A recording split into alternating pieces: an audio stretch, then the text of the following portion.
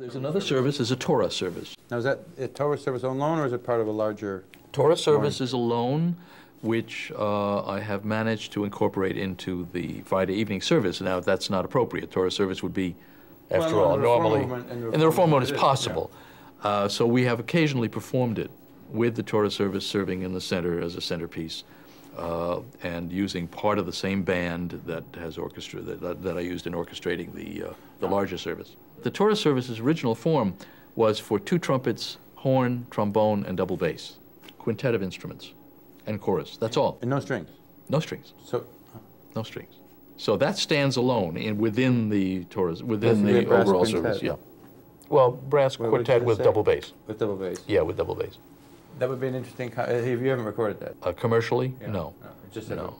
Well, I mean, I have a number of performances. And that's with chorus, and it requires a cantor.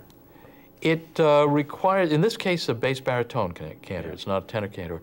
And it can be done by I mean, there are only a couple of short fragments that would be needed to be sung by a cantor. And the orchestral version is also available.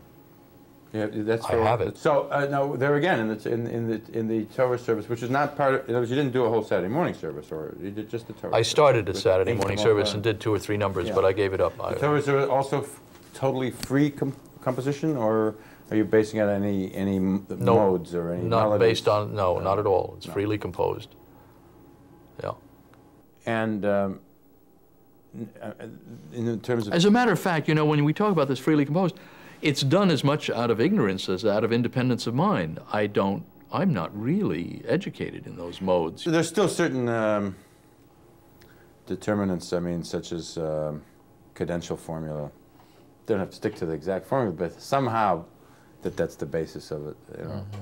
Or the modality at the end of the bracha. I mean, but not only whether it's major or minor or neither, but some modal formula. I mean, you didn't worry about that. You just not at all.